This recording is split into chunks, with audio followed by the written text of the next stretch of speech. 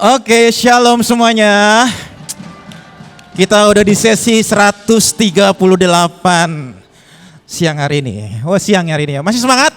Boleh duduk Bapak Ibu, boleh duduk. Amin. Masih semangat? Masih? Kayaknya kita akan lanjut sampai hari Sabtu Bapak Ibu ya. Bapak Ibu mau? Kok suaranya gak pelan sih Bapak Ibu ya? Bapak Ibu mau? Yang mau katakan amin. Amin. Wah, luar biasa nih. Harus dilanjut bukan sampai hari Sabtu ya. Tadi waktu Cikian ngomongin tentang tokoh-tokoh, tiba-tiba beliau nanya saya, Mas mau ngomong apa hari Senin? Sejujurnya saya hari apa Ibu Cikian ngomong ya, hari Sabtu kalau nggak salah. Saya belum dapat masih berendam. Saya sampai minggu baru berendam. Dan ini yang Tuhan sampaikan, yang taruh di hati saya. Boleh buka, boleh baca bersama-sama Bapak Ibu. Glorious finish to the higher peak. Siapa yang mau menuju puncak dalam hidupnya? Boleh lambaikan tangannya. Katakan saya mau. Amin. Amin Bapak Ibu. Di sini saya catat tadi waktu saya tadi dengerin khotbah, tiba-tiba Tuhan kasih satu ayat berkata begini Bapak Ibu. Boleh buka di di mana sebentar. Di 1 Samuel 10. 1 Samuel 10. Tadi Bu Kian ngomongin yang namanya Saul. Boleh buka yang sudah dapat katakan amin. Boleh amin bantu saya. Di 1 Samuel 10. Ayatnya berkata begini. 1 Samuel 10 ayat 1. Lalu Samuel mengambil buli-buli berisi minyak, dituangnya lah ke atas kepala Saul, diciumlah dia sambil berkata, bukankah Tuhan telah mengurapi engkau menjadi raja atas umatku? Siapa? Israel. Engkau akan memegang tampuk pemerintahan atas umat Tuhan, dan engkau akan menyelamatkannya dan tangan musuh-musuh di sekitarnya. Itulah tanda bagimu bahwa Tuhan telah mengurapi engkau menjadi raja atas miliknya sendiri. Seringkali berkata begini Bapak Ibu, seringkali siapa saya? Seringkali kau berkata saya nyanyi gak bisa Pak, main musik gak bisa, berdoa pun saya gak bisa. Ada banyak hal minus yang kau taruh, yang kau tancapkan di hati, di hidupmu saudara. Tapi saya mau bilang gini, Saul diciptakan nggak pernah Tuhan buat dia minus, buat Tuhan memberikan setengah pengurapan, separuh pengurapan, dan akan ada yang namanya Daud yang akan menggantikan dia. No. Bagi saya mau berkata begini Bapak Ibu, hari itu dibilang gini, engkau diurapi yang sama seperti hari itu Daud juga diurapi. Setiap hari kita kita ngalamin yang namanya pengurapan. Setiap hari Senin mungkin, setiap Sabtu mungkin, setiap Minggu mungkin, di tempatmu, di mana engkau berdiri, duduk hari ini mungkin. Tapi seringkali ada yang namanya kuasa yang lebih besar, itu adalah namanya kuasa minder, kuasa malu, yang engkau gak pernah kebaskan dalam hidupmu saudara. Ayat 2 berkata begini, dan apabila engkau pada hari itu pergi meninggalkan aku, maka engkau akan bertemu dengan 2 orang laki-laki di dekat kubur Rahel di daerah Benyamin, di Zelza. Mereka akan berkata kepadamu, keledai-keledai yang engkau cari itu telah diketemukan, dan ayahmu tidak memikirkan keledai-keledai itu lagi. Kalau Bapak Ibu tahu, sebelum yang namanya Saul menjadi raja, kerjanya ngapain Bapak Ibu? Bapaknya punya keledai, dan tugas Saul hari itu cuman cari keledai yang hilang. Saul cari keledai bapakmu yang hilang, dicari lagi. Saya mau bilang gini Bapak Ibu, ketika engkau terima yang namanya panggilan Tuhan, ketika engkau terima yang namanya hadirat Tuhan, ketika engkau menerima namanya perubahan dalam hidupmu pun akan diubahkan dari hal yang minus, hal yang kotor, hal yang najis, hal yang tidak berkenan, hal yang manusia mungkin gak tahu untuk mengucapkan apa-apa dalam hidupmu. Tapi Tuhan bisa mengubahkan hidup saya dan saudara. Masalahnya seringkali kita malu dan kita berkata gini, saya gak bisa mencapai puncak. Tuhan gak pernah desain saudara dan saya gak pernah sampai puncak. Tuhan mau buat saudara pergi sampai puncak. Amin. Jangankan Tuhan, Ibu Panglima aja pengen kita semua sampai puncak di tempat ini. Sampai puncak di tempat ini. Ayat 3 berkata begini. Dari sana engkau akan berjalan terus lagi dan sampai ke pohon namanya terbantin Tabor, maka di sana engkau akan ditemui oleh 3 orang laki-laki yang akan naik menghadap Allah di Betel. Kalau Bapak Ibu tahu pemuritannya sama apa yang dialami Daud, yang Saul juga alami. Hari itu Saul ditatar sama Samuel, engkau harus tahu bagaimana engkau menghadap Tuhan, Bapa dan Raja saudara. Berapa kali kita ditatar di tempat ini? Bagaimana engkau menghadapi musuh-musuh, berperang, menghadap hadirat Tuhan, masuk ruang maha kudusnya Tuhan. Dan tapi seringkali gini loh, waktu kita masuki ruangan kita sendiri, seringkali kita lupa kok. Sorry to say, Saul gak pernah didesain untuk kalah sama Tuhan. Engkau yang membuat dirimu sendiri kalah dengan hidupmu sendiri. Dan hari itu Saul kalah. Ayat 3 berkata begini, dengan coba saya. Dari sana engkau akan berjalan terus, ayat 4. Mereka akan memberi salam kepadamu dan memberikan kepadamu dua ketul roti yang akan kuterima dari mereka. Sesudah itu engkau akan sampai ke Gibea Allah, tempat kedudukan pasukan orang Filistin, dan engkau akan masuk ke kota. Engkau akan berjumpa di sana dengan serombongan nabi yang turun dari bukit Pengor habis nyembah, Bapak Ibu. Dibilang gini, engkau akan bertemu, dan bilang gini, engkau akan bertemu dengan serombongan nabi yang turun dari bukit pengorbanan dengan gambus, rebana, suling dan kecapi di depan mereka sendirian mereka sendiri akan kepenuhan seperti nabi. Apa yang ditatar sama Daud diterima Saul. Apa yang hari itu Daud juga terima, Saul sebelumnya terima. Dan ayat ini ayat yang keren Bapak Ibu, ayat ini keren. Maka dibilang gini ayat 6. Maka roh Tuhan apa? Baca bersama-sama saya. Maka roh Tuhan akan berkuasa atasmu. Roh Tuhan berkuasa atas siapa? Atas Saul hari itu. Dia berkata begini, engkau akan kepenuhan bersama-sama dengan mereka. Saat mereka nyembah, saat Saul diajarin nyembah Tuhan, waktu Saul diajarin menyembah, memuliakan Tuhan, dibilang gini, maka roh Tuhan akan berkuasa atasmu, engkau akan kepenuhan bersama-sama dengan mereka, dan akan berubah menjadi manusia lain. Pertanyaannya, kenapa waktu Saul gila, maafkan saya bahasa saya, waktu dia tersesat, kenapa dia harus panggil namanya Daud? Harus dia punya hal yang sama Bapak Ibu. Ini spek luar biasa Bapak Ibu. Ini spek manusia yang diciptakan Tuhan dengan sangat komplit. Seringkali manusia berkata gini, saya ingin menuju puncak, boleh PPT saya. Saya catat begini Bapak Ibu, ini setiap orang tuh diberikan kesempatan yang sama. Setiap saya dan saudara diberikan kesempatan yang sama. Engkau yang di tengah, engkau yang di belakang, engkau yang di mana pun hari ini, engkau diberikan kesempatan yang sama.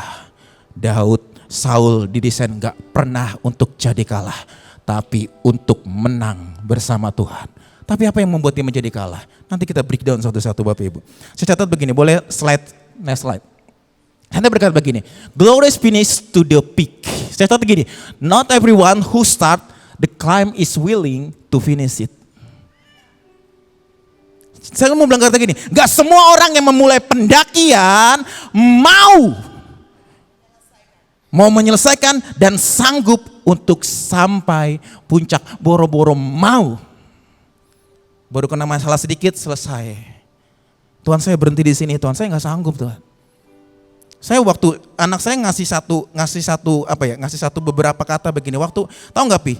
Waktu engkau pengen naik ke namanya puncak, yang pertama itu persiapan fisiknya harus baik. Rohmu harus baik. Persiapan fisik harus baik. Dibilang gini, yang kedua dibilang gini, anak saya ngasih, mental nggak siap naik ke gunung, selesai kamu di situ.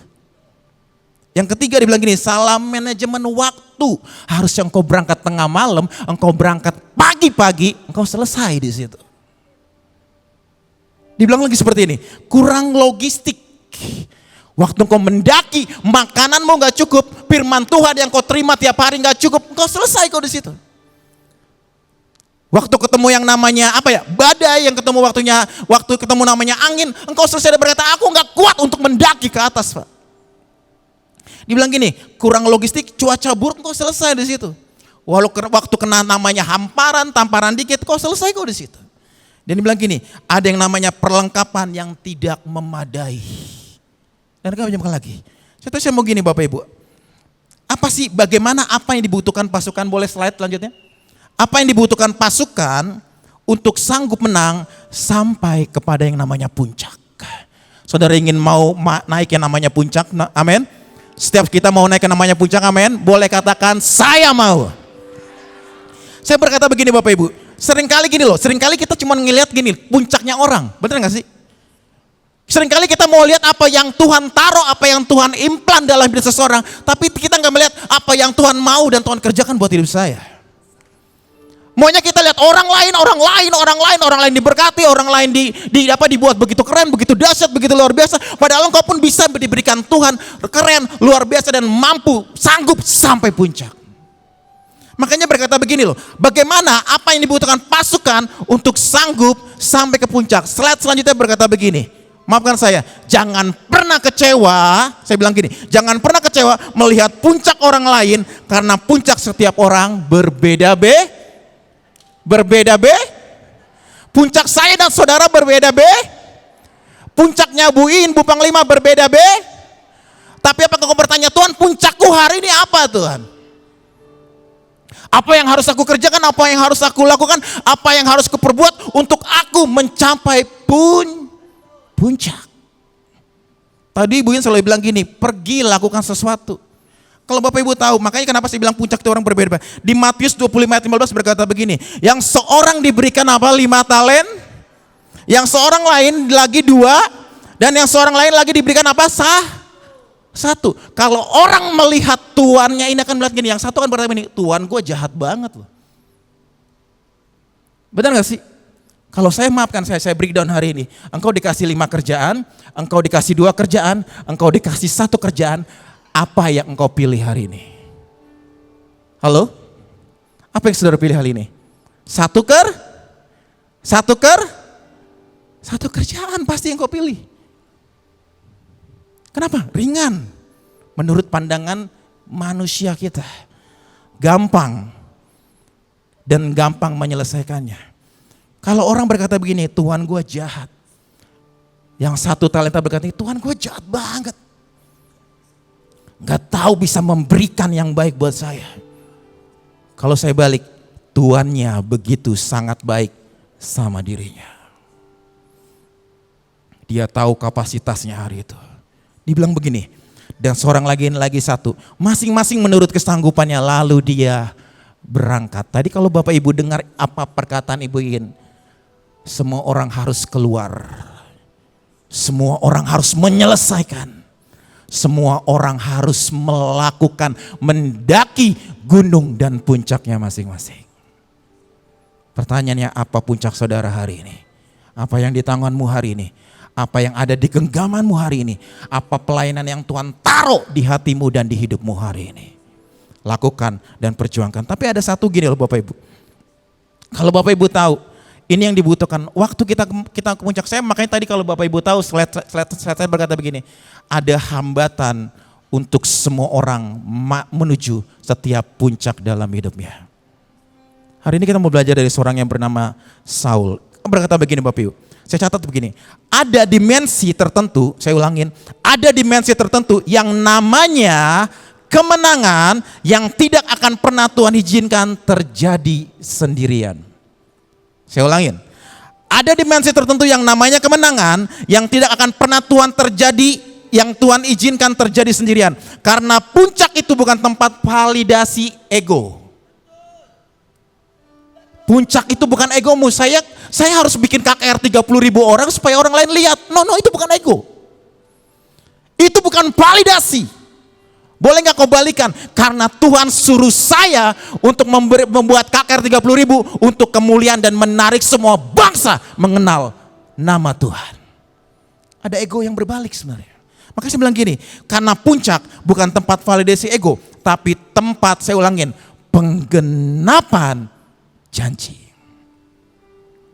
Pernah gak saudara tanya, Tuhan penggenapan janji Tuhan buat saya apa hari ini? Apa yang Tuhan mau lakukan dan mau kerjakan Tuhan boleh gak Tuhan? Dan yang pertama saya catat begini, kalau Bapak Ibu tahu, yang pertama ada namanya divine teamwork. Sama-sama katakan divine teamwork. Engkau perlu yang namanya kerja sama ilahi. Kalau Bapak Ibu lihat hari ini Mahanaim, ada kita 7 panggilan, 8 panggilan sekarang. ada divine teamwork. Coba dikerjakan sendiri, ngap saudara. Saudara tahu dari jam 5 sampai sekarang udah berapa pengkhotbah yang diri di tempat ini. Banyak banget. Coba Ibu In gak pernah bikin divine teamwork. Dan Ibu In selalu berbicara. Lah capek loh beliau. Beliau mempersilakan anak buahnya. Mempersilakan. Ada divine teamwork. Ada unit demi unit. Ada unit demi unit. Dan hari ini sekian 30 sekian unit yang ada di Mahanaim. Ada divine teamwork. Kalau beliau sudah menciptakan, sudah membuat sesuatu yang baik, harusnya saudara dan saya tinggal mengerjakan dan melanjutkannya dengan sangat baik. Intinya divine teamwork. Ada satu tokoh gini loh. Kalau ngomongin divine teamwork ngomongin apa sih? Dibutuhkan kapasitas hati. Saya catat gini, dibutuhkan kapasitas hati untuk berjalan bersama-sama. Berjalan dengan pemimpinmu, berjalan dengan Tuhan. Kalau saudara nggak punya hati yang sama, engkau akan tarik menarik. Kalau saudara nggak punya perjalanan hati yang sama, saudara akan tolak menolak, akhirnya letih, capek dan jatuh juga. Makanya catat begini, masalah terdalam banyak orang seringkali bukan ketidakmampuan Bapak Ibu. Engkau berkata begini, aku nggak mampu Kak. Banyakan orang berkata, saya catat gini, bukan masalah ketidakmampuan kok. Tapi saya catat gini, seringkali tapi tidak kerelaan untuk membagi atau membagi bahasa saya, maafkan bahasa saya, membagi porsi kemuliaan, membagi porsi kemenangan, membagi porsi tepuk tangan dengan orang-orang yang di sebelah kiri kanan saudara. Kita belajar dari satu tokoh. Berkata begini Bapak Ibu, ada satu tokoh yang namanya Saul, tadi kita sudah belajar. 1 Samuel 13 ayat 3 sampai 4.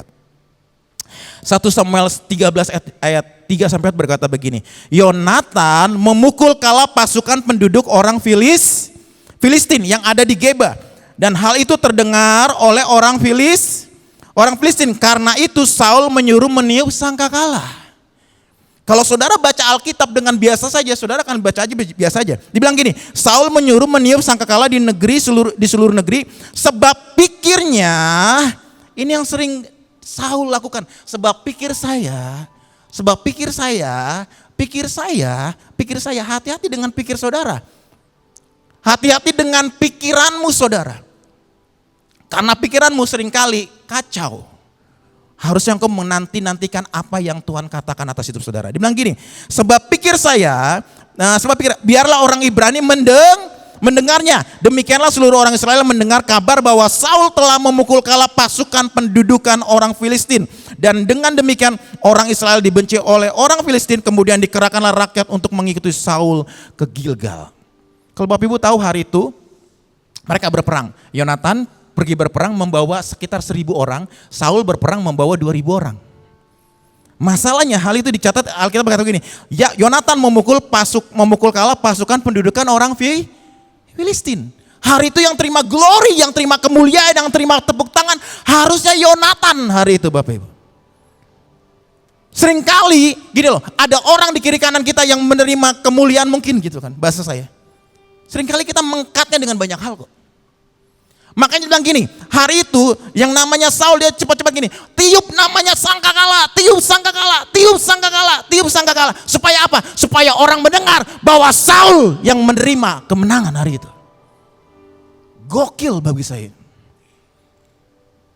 Benar gak sih Bapak Ibu? Yonatan tuh anaknya loh. Oke lah Daud si orang lain. Yonatan. Sakitnya Saul sampai segini. Saya gak mau bagi kemuliaan dengan anak saya. Harusnya yang terima pujian saya. Kalau saudara dengar kata saya, aku. Saya tiba-tiba saudara akan teringat dengan yang namanya Yesaya 14 ayat 3 berkata begini.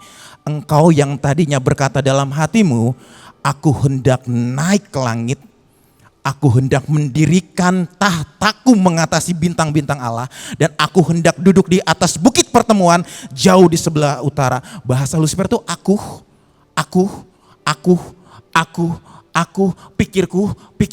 pikirku, dan semua tentang aku. Dan seringkali kita kalah di titik ini. Tuhan sudah bilang, nah bikin divine teamwork.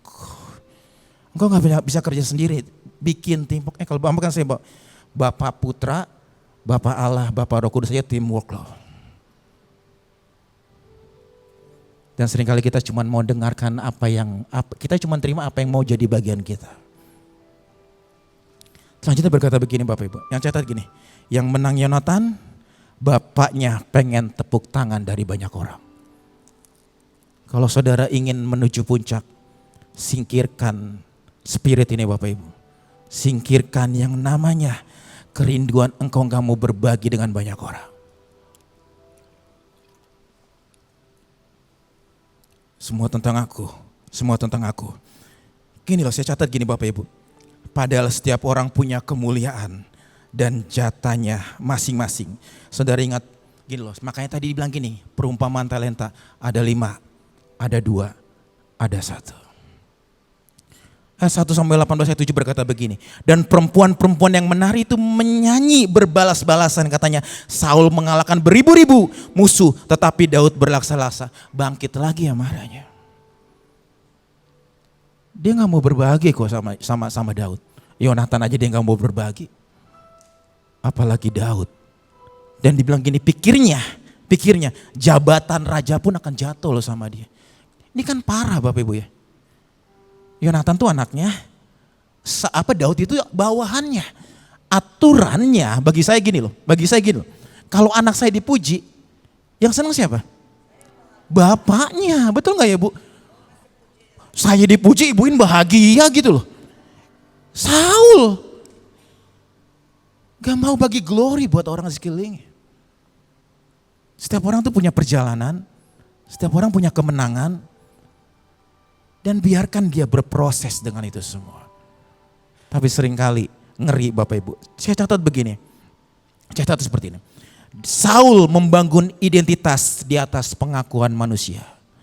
Bukan pada penetapan apa yang Tuhan buat atas hidupnya. Dia raja, dia diurapi. Dibilang gini, apa saja yang kamu pegang berhasil. Tadi loh. Apa saja yang kamu pegang berhasil. Kalau Bapak Ibu tahu mereka perang sama Filistin, dibilang gini, ayatnya berkata begini, ada 3.000 pasukan berkuda, ada 6.000 pasukan darat, ada orang-orang yang gak kelihatan seperti pasir di laut. Saudara, waktu saya lihat, waktu di zaman Saul, waktu di zaman Daud, 3.000 pasukan itu ngomongin, 3.000 pasukan berkuda itu ngomongin apa sih? Itu diisi oleh 3 orang Bapak Ibu. Artinya gini, ada 1 pengemudinya, 2 orang pejuangnya di belakang. Artinya gini, kalau 3.000, 3 kali berapa? 3 kali 3, artinya 9.000. Ditambah 6.000, ditambah lagi pasukan Filistin gak terhitung banyaknya. Tapi janji Tuhan gak pernah salah. Mereka cuma 3.000. Nanti kita baca lagi, mereka berserak-serak sampai Saul cuma punya 600 orang.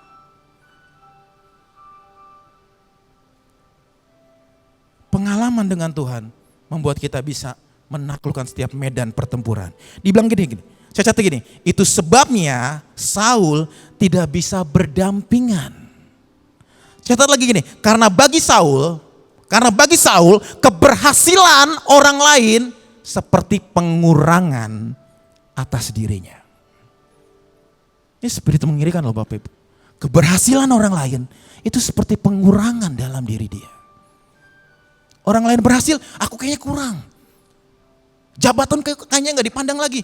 Orang lain lagi berhasil lagi, kayaknya ada sesuatu yang diambil lagi dari hidupku. Berkurang lagi, dia ambil lagi. Spirit ini yang ngeri Bapak Ibu. Sedangkan untuk sampai puncak dibutuhkan kerjasama ilahi. Sesama pasukan membutuhkan orang lain. Karena waktu engkau naik submit ke puncak, ada orang-orang lain yang angkat perbekalan saudara. Mungkin ada angkat tenda saudara. Mungkin ada angkat makanan saudara. Mungkin ada angkat yang lain. Engkau gak bisa di puncak sendiri Bapak Ibu. Engkau gak bisa di puncak sendiri. Engkau butuh yang namanya divine teamwork.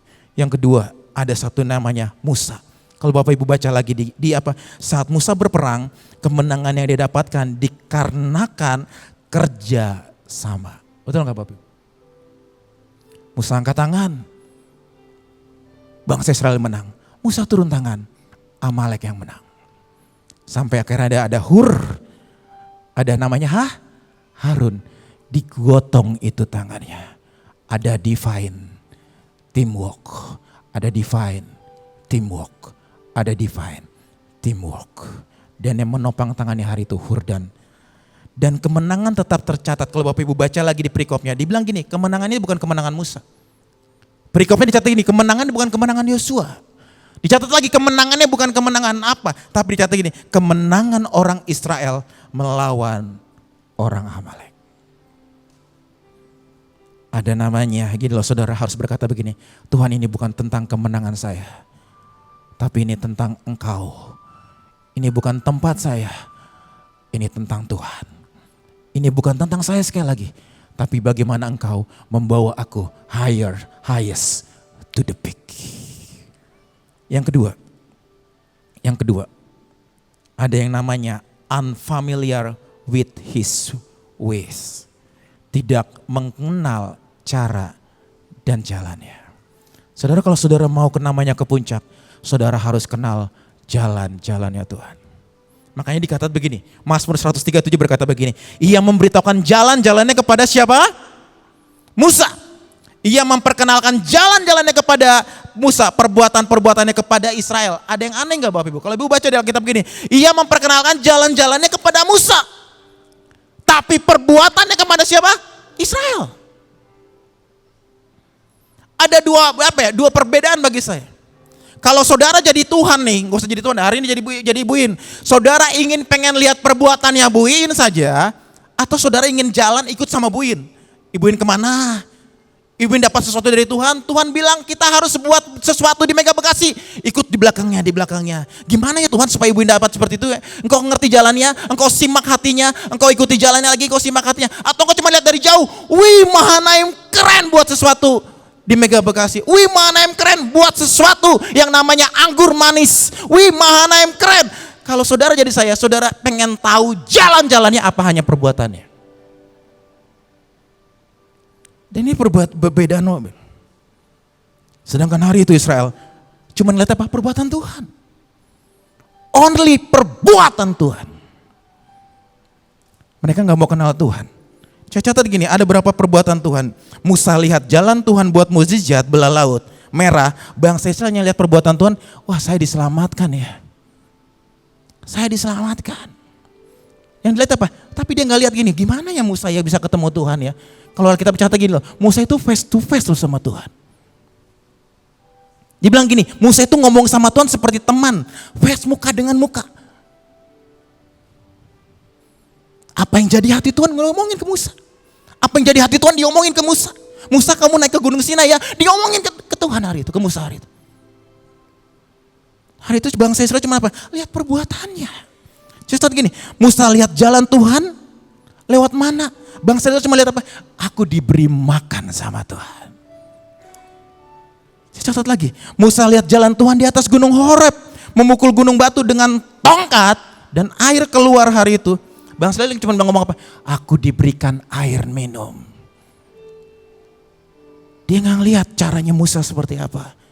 Dia nggak ngelihat jalan-jalannya Musa seperti apa. Makanya saya catat seperti ini Bapak Ibu. Kalau Bapak Ibu tahu ada yang namanya kata jalan di sini dibilang gini. Kata jalan di sini adalah kata namanya direct, way, route, distance, journey, manner. Kalau engkau ingin lihat jalannya Tuhan, engkau punya manner. Mungkin kau angkat tasnya. Dan waktu engkau angkat tasnya tiba-tiba hati pemimpinmu tahu, wah ini anak yang bisa ikut dan tahu ngerti jalanku. Ngobrol bersama, jalan bersama, ngobrol lagi, jalan makan bersama. Ada kata namanya journey, perjalanan di situ. Perjalanan di situ waktu Musa ketemu Tuhan di Gunung Sinai. Musa diomongin sesuatu sama Tuhan.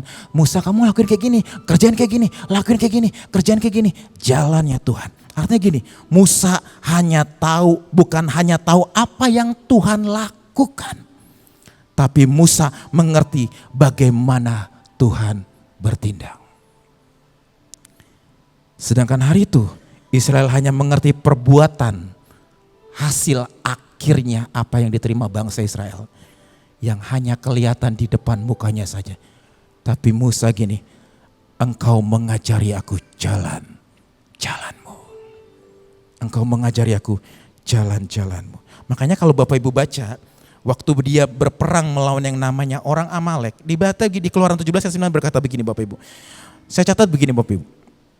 Orang yang hanya mengenal perbuatan Tuhan, saya catat gini, orang yang hanya mengenal perbuatan Tuhan akan selalu bergantung pada saat Tuhan tolong saja. That's it, di momen itu. Beda dengan gini, tapi orang yang mengenal jalan Tuhan, Tuhan kemana diikutin, Tuhan ke kiri diikutin, Tuhan ke kanan diikutin. Saya catat gini, orang yang mengenal Tuhan, orang yang mengenal Tuhan, mengenal jalan Tuhan, bisa tetap berjalan bahkan sekalipun hari itu dia belum dengar suara Tuhan. Kenapa? Karena ada pengenalan, ada background di belakangnya. Kamu lakukan ini, kamu jalanin ini, kamu jalanin ini. Makanya kalau Bapak Ibu tahu, waktu lawan Amalek, Tuhan belum berfirman loh untuk Musa supaya dia lawan Amalek, kalau Bapak Ibu tahu. Keluaran 17 ayat 9 berkata begini, Musa berkata kepada Yosua, pilihlah, dibilang gitu. Musa yang berkata apa? Tuhan yang berkata Bapak Ibu? Musa yang berkata. Dibilang gini, Musa berkata kepada Yosua, pilihlah orang bagi kita, lalu keluarlah berperang melawan orang Amalek. Besok aku akan berdiri di puncak bukit itu dengan memegang tongkat Allah di tangan kananku. Di tanganku. Tuhannya belum ngomong Bapak Ibu. Kalau Bapak Ibu baca di Keluaran 17 ayat 14 baru dibilang gini. Kemudian berfirmanlah Tuhan. Di belakang. Setelah mereka menang lawan Amalek. Baru dibilang gini. Berfirmanlah Tuhan kepada Musa. Kalau saudara sering dengar Tuhan, sering dengar suara Tuhan, sering dengar jalan-jalannya Tuhan. Saudara akan ngerti jalannya Tuhan tuh mau gimana ya. Makanya saya catat gini, kehendak Tuhan tuh gimana ya. Tuhan tuh mau bertindak mau seperti apa ya. Oh tindakan Tuhan tuh selalu kayak gini, kayaknya jalannya kayak gini. Maafkan saya. Ibu Inaya kalau request sesuatu, Mes aku mau lagu yang seperti ini, saya tahu kok requestan ibu dalam hati saya udah tahu, oh aku akan seperti ini, akan seperti ini. Kenapa? Jalan. Kenapa? Ada hati di sana. Apalagi sama Tuhan. Ketika saudara ingin menuju yang namanya puncak, engkau harus ngerti jalan-jalannya Tuhan. Kenali jalan itu. Yang ketiga, dan saya akan selesai di sini. Ada yang namanya God rhythm. God rhythm tuh kayak gini Bapak Ibu. Boleh kasih rhythm dikit Robin. Boleh kasih gini. Kasih G. Rhythmnya gini. Ku mau memujimu. Ku selalu pujimu. Ku mau menyembahmu. Dia bilang gini. Ku selalu dan berkata gini, kau yang layak, semua. Ritmenya Tuhan hari ini berkata gini, sembah aku. Nah sekali lagi, walaupun kau capek, walaupun kau letih, sudah 3 hari, 4 hari, 5 hari, 10 hari, 18 hari, engkau tetap berkata gini, dan engkau berkata gini, ku mau memujimu, ku selalu ku mau. Berkata apa? Ku selalu sembahmu sebab kau semua kemuliaan. Mungkin Tuhan berkata begini, nah ritme terbaikku. Waktu mungkin kelihatan kau capek, kau lelah, kau nggak ada lagi tenaga. Mungkin Tuhan bilang gini, nak sekali lagi boleh gak kau teteskan sekali lagi. Mungkin ada hati yang dibejak. Ada jiwa yang diremukkan, boleh gak kau hampiri tata itu sekali lagi. Kau hampiri tata itu sekali lagi. Bukan hasil sisa dari keletihan, dari kecapean, dari jiwamu yang letih. Ada ritme Tuhan. Ngomongin ritme itu bukan sekedar waktu, saya catat di gini Bapak Ibu. Ibu ini bilang kita harus tetap ada ibadah. Saya tahu ada banyak orang yang menantikan pengumuman dari Ibu. Hari Senin kita liburkan. Saya tahu kok, saya rasa. Tapi ritme yang Tuhan taruh di hati pemimpin saudara gak sama dengan ritme saudara. Mungkin kau datang dengan berkata gini, oke Tuhan, aku datang aja, aku hadir aja Tuhan. Nggak tahu seperti apa. Nggak tahu letihnya hidupku seperti apa, tapi aku mau berkata, aku mau, aku hadir di sana. Saya bersyukur saudara masih ada di tempat ini, duduk di tempat ini, dan menyelesaikan sampai garis akhir di tempat ini. Ritmenya Tuhan, bukan sekedar soal waktu, tapi soal keselarasan ritme dengan kehendak. Bukan hanya kehendak, tapi langkah Tuhan. Langkah Tuhan, langkah Tuhan, langkah Tuhan, dan langkah Tuhan. Masalahnya seringkali engkau berjuang dengan langkahmu sendiri. Engkau sibuk dengan langkahmu sendiri. Engkau sibuk dengan ritmemu sendiri. Boro-boro nyanyi, ku mau memujimu. Gak bisa Tuhan. Aku capek dengan sakitku tuh kan. Mungkin aku berkata gini, aku mau memujimu. Tuhan gak bisa Tuhan. Aku letih dengan suamiku mukulin aku terus, marahin aku terus, mukulin aku terus. Tapi Tuhan bilang gini, ritmenya Tuhan, nah sembah aku. Itu ritmenya Tuhan. Makanya berkata begini, Pengkhotbah 3:1 berkata begini, untuk segala sesuatu ada untuk apapun di bawah langit ini ada waktunya. Kalau hari ini keadaan mulai gak enak, tapi itu masanya Tuhan ketemu saya dan saudara, why not tetap hampiri Tuhan. Untuk hari ini mungkin keuanganmu lagi masalah dan kau berkata gini, Tuhan ini masanya aku tetap hampiri saudara. Aku mau berjuang dengan ritmenya Tuhan. Aku ingin berjuang dengan waktunya Tuhan. Aku ingin berjuang dengan kairosnya Tuhan. Cuman Tuhan bilang gini, nah buat mungkin ritmemu berkata begini, keuanganku gak cukup. Tapi ini ritmenya Tuhan, aku mau dan aku mau. Untuk segala sesuatu ada masanya. Untuk apapun di bawah langit ini ada waktunya. Kata masa itu dikata artinya gini, tapi momen yang tepat secara ilahi. Artinya gini loh, ada divinely appointed moment. Ada momen ilahi, artinya gini, waktu yang spesifik. Artinya gini, momen yang ditetapkan oleh Tuhan, bukan oleh saudara. Artinya gini, kesempatan yang ditentukan oleh rajamu, bapamu, dan Tuhanmu. Masalahnya saya catat begini Bapak Ibu, masalahnya kita ini manusia gak sabar sehingga, mungkin gini, waktu kita gak sabar kita bergerak berdasarkan dorongan. Pernah ngelakuin terima itu? Engkau bergerak berdasar doronganmu aku mau kayak gini, aku mau gini, aku melakukan ini, sedangkan Tuhan bilang nah itu bukan momenmu, belum momen yang Tuhan aku mau. Sehingga kau bergerak berdasarkan dorongan, bukan momen ilahi atau pewahyuan. Makanya kali ini maafkan saya, kalau saudara pernah melihat dan mengamati Ibu In, kalau Ibu In sudah dapat pewahyuan dari apapun, dia akan ngotot untuk mengerjakannya. Kalau itu dari dorongan, dia akan selesai. Karena itu pewahyuan, karena itu momen ilahi, makanya dikerjakan. Mau sesakit apapun, mau nyeret badan seperti apapun, akan dikerjakan. Masalahnya saya dan saudara melakukan hal yang sama atau enggak? Pemimpinmu sudah memberi contoh yang maksimal.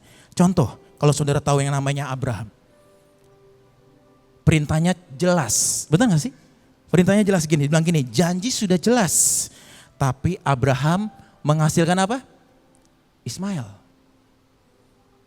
Perintahnya jelas, dari siapa? Dari Sarah. Tapi gini loh, di momen itu, di perjalanan itu dia gak kuat. Dan berkata begini, gimana janji Tuhan mungkin? Ada dorongan yang berkata begini, ya udah kamu hampiri aja Hagar dari istrinya. Dan dorongan yang sama bersahut-sahutan menyerukan hal yang berbeda. Dan hari itu akhirnya lahirlah menghasilkan Ismail. Saudara, kalau saudara kenal Tuhan, saudara ngerti jalan-jalannya Tuhan, saudara punya divine teamwork sama Tuhan, saudara akan ngerti dengar suaranya Tuhan seperti engkau mendengar mungkin pemimpinmu hari ini. Keluar dari ritme Tuhan. Saya catat gini, kelihatannya tidak terlihat seperti pemberontakan Bapak Ibu. Saudara gak menurut Ibuin bisa kelihatan pemberontakan? Gak ada yang kelihatan kok. Gak kelihatan kok. Kita ngilang gitu kemana ya, Bu sejenak saya healing Bu. Wah itu kayak ritme yang berbeda loh. Ibu Indonesia teriak-teriak, wah Indonesia tolongi Tuhan, tolongi bangsa ini. Perang dunia ketiga dihentikan gitu kan. Ritme saudara maunya apa? Santai, istirahat, pasang AC, hidupkan Netflix. Apalagi nonton film yang Anda sukain. Itu bukan ritmenya Tuhan. Ritmenya panglima kita gak ngerti kok. Catat gini, keluar dari ritme Tuhan, kelihatannya tidak terlihat seperti pemberontakan. Kadang terlihat seperti berinisiatif. Makanya tadi Saul bilang gini, pikirku ada inisiatif yang keluar di situ. Tuhan, pikirku itu baik. Bu, pikirku itu baik. Harus yang kau terima pewahyuan dari Tuhan dan baru gini. Tuhan yang aku terima, Bu yang aku terima. Kayaknya kita lakukan ini. Beda. Pikirku. Makanya bilang gini loh Bapak Ibu. Kadang terlihat seperti berinisiatif baik tapi hasilnya sama. Keletihan, kelelahan, kehilangan kepekaan dan akhirnya gagal dan tidak sampai puncak. Ayat terakhir dan saya akan selesai dengan ini. 1 Samuel 13 ayat 8 berkata begini. 1 Samuel 13 ayat 8. Sebelumnya 1 Samuel 10 ayat 8 berkata begini. Dibilang gini, Saul ini habis diurapin loh. Habis diurapin di tangannya dikasih apa ya? Dikasih semua apa yang menjadi kebutuhan raja hari itu. Ayat 8 berkata begini. 1 Samuel ayat 8. Engkau harus pergi ke Gilgal mendahului aku. Ini kata Samuel. Saul, engkau pergi ke Gilgal, dahului aku. Dan camkanlah, aku akan datang kepadamu untuk mempersembahkan korban bakaran dan korban keselamatan. Engkau harus menunggu 7 hari lamanya sampai aku datang kepadamu. Engkau tunggu 7 hari, nanti aku datang kepadamu dan baru kita mempersembahkan korban hari itu dibilang seperti itu. Engkau harus menunggu 7 hari sampai aku datang kepadamu dan memberitahukan kepadamu apa yang harus kau lakukan. Dan hari itu Saul berkata, oke, siap bos. Mereka pergi, Saul pergi, dan ayat 13 ayat 8 berkata begini. Ayat 1 Samuel 13 ayat 8 berkata begini, ayat 8. Ia menunggu 7 hari lamanya sampai waktu yang ditentukan Tuhan, ditentukan Samuel. Tetapi ketika Samuel tidak datang di Gilgal, mulailah apa? Mulailah rakyat itu berserak-serak meninggalkan dia.